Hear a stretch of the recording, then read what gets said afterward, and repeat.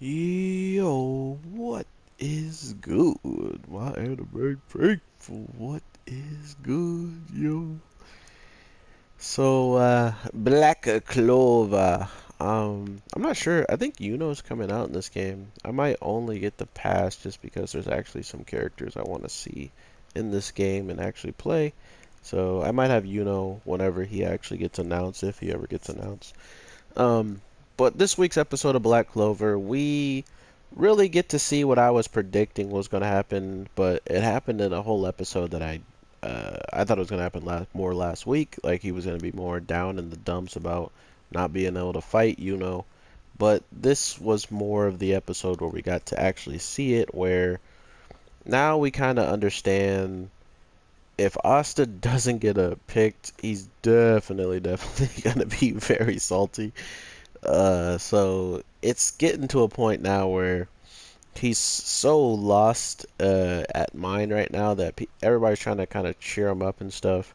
And to think that the thing that might kind of cheer him up, or that he might want to, that he wanted to hear, and that's kind of interesting, is actually a story about Yami and his rival, and just what it meant to him if, if let's say that uh, if Yami didn't become a captain first, like imagine the type of conflict that might have caused between them and how much trash talk they would have then. That's perfectly like the relationship with him and just the overall Wizard King business. So it's really cool to see that, maybe even Yami himself is, a little bit envious of Asta now that he even sees how strong the rivalry, and not only how strong it is, but how plausible Asta and becoming the Wizard King actually is. I think all of that stuff really leads into the notion of Yami knowing Asta much more than he lets off, and probably knowing all of his members a lot more than he gives off. So I like that aspect of his character kind of just showing up and shedding some light on what it was like, when he was coming up and trying to actually just become a captain. Um, Not to mention the fact that his rival is, the person who's on the strongest team. He became the captain of the strongest team while he's the captain of the weakest team. But, all of that's starting to change and stuff. So it's a very interesting, comparison of the two's relationship. And I really like just like how they pretty much implemented it this week. So with that being said, it really was a simple backstory where it almost didn't even feel like it was going to be anybody else involved in it but Yami. Like it was just going to be a story of what he was going through in the past or something. And William Vengeance just happened to show up and, you know, take some people out. We don't know much about William, but from what the opening song is still giving me the vibe of is this guy is not good. Like he's not necessarily bad, and he's not necessarily doing anything wrong as of right now that we know of, but he just doesn't seem good.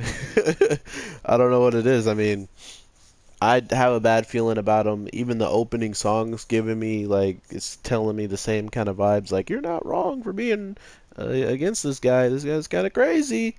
He's got like this weird powers coming out of his body and stuff, like blackness coming out. So that enough for me was kind of, yeah, I might be right. This guy might be evil.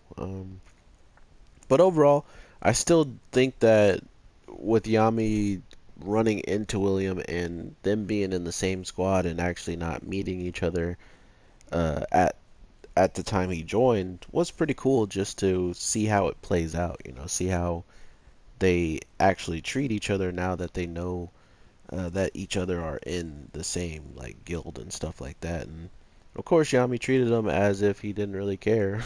Like, he's just like, oh well, whatever, bro.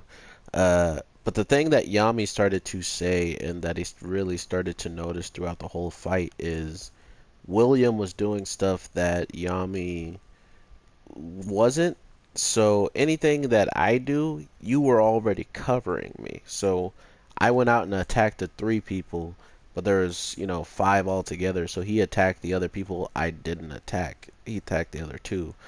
That's just the type of like the unspoken bond that they shared throughout this whole experience and stuff. So I mean, I'm guessing William had some inkling of the same feeling, so I was gonna grab him, screw that. But overall, it was really cool to see that aspect of Yami really understanding that whatever this guy is doing, it's helping him. It's putting them both in good positions, So it it's a really crazy thing to see some people working together without they just met. That was like the first time they ever met. He literally said, "I heard about a guy who's wearing a weird mask," and that's when they meet. So they had no prior engagements before this, nothing like that, and they worked together almost as seamlessly as and Asta at times when they went against Mars and probably in the future when they work together, when they use each other for, power and stuff like that. I'm pretty sure shot Asta, and because he has a sword, he just got close and personal and ended it. So that's the type of stuff I love to see from these types of shows. The rivalries turning into the ultimate team, like moments and stuff like that is always fun to see. So as I was talking though about Asta, I don't know if this story is actually gonna knock him like out of his funk, but from what I saw in the previews, I'm drawing a blank now. But it didn't look like it was anything like continuously going crazy. I can't even think about it right now, but it doesn't seem like we're going, to the next. I think yeah, the previews had something more to do with Yami's story. It looks like there's still more to be told or something along those lines. So I'm really interested in that. Yami's one of my favorite characters in the show that I feel like gets the least amount of screen time, even though when he does get screen time, I rather him not get that screen time with him usually just on the toilet or being angry while on the toilet. But yeah, this episode's very self-contained. They really wanted to just get the point out that, you know, uh, Yami pretty much has a and that person is on the same exact team as He's a captain of that guy, and they were both racing to see who would be captains. And not only all that, the person who was their captain was the Wizard King. So there you go. They might we might get freaking bamboozled, and the person who becomes a Wizard King is like someone in the middle of and Asta. So you never know. Or someone that's a little bit above them. Which I mean, the deer guy held up against and he's a captain, but he's like the youngest captain I think of all times.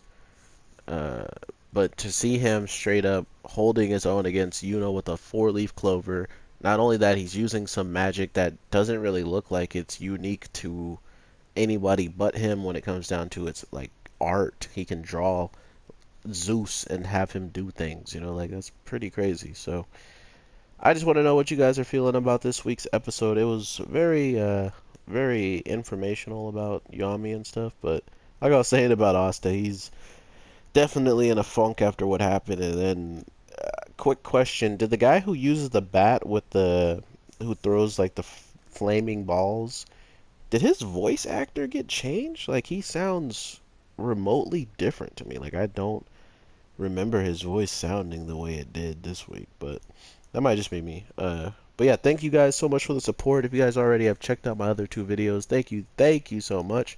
I really appreciate it.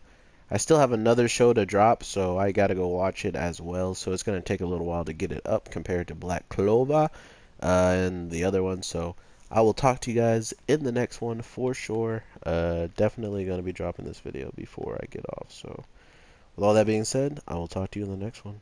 Peace.